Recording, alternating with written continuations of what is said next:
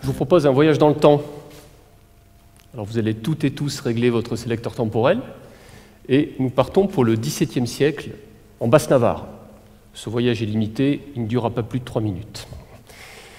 La Basse-Navarre, c'est un ancien royaume qui était indépendant et qui maintenant fait partie du royaume de France depuis que son dernier souverain, Henri III de Navarre, est devenu Henri IV, roi de France. Vous savez, ce bon roi Henri, l'inventeur de la recette de la poule au pot. Eh bien, ce bon roi Henri a intégré la Navarre à la France. Alors, ma thèse s'inscrit dans l'histoire administrative de la France.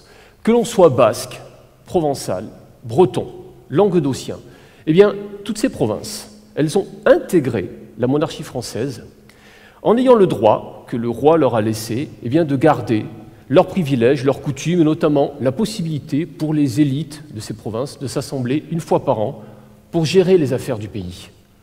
Alors plus particulièrement, dans le cas de la Basse-Navarre, eh bien, ma thèse elle a consisté à remettre en lumière toutes les délibérations de cette assemblée, donc de 1665 à 1789. Alors j'ai pris toutes les archives de l'assemblée, en vieux français, et je les ai patiemment retranscrites par page-page. J'ai obtenu un corpus de 3000 pages. Ce corpus, eh bien, je l'ai traité ensuite avec des logiciels d'analyse de contenu et j'ai obtenu un résultat tout à fait intéressant, tout à fait inédit, sur le dialogue entre Versailles, le centre du pouvoir royal, et la lointaine province. Un dialogue qui n'est pas fait uniquement que de relations de pouvoir, mais également de relations de respect et de compromis.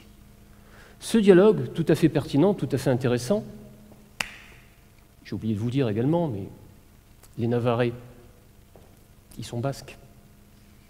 Et les Basques, ils ont du caractère, notamment. Ce caractère, pour les Basques, eh bien, il s'exprime à des moments précis, quand on s'aperçoit notamment que le roi veut augmenter les impôts ou créer de nouveaux impôts.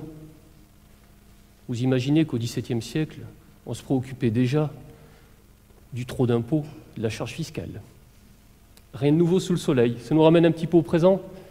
Alors est-ce que justement, cette réflexion, ces travaux historiques, ne pourraient pas servir de matrice à la réflexion actuelle sur le découpage administratif de la France, sur les relations entre Paris et la province, sur les relations entre les gouvernants et les gouvernés, au moment où on s'apprête à supprimer peut-être un échelon territorial, dans tous les cas on y réfléchit, finalement à bien y réfléchir également.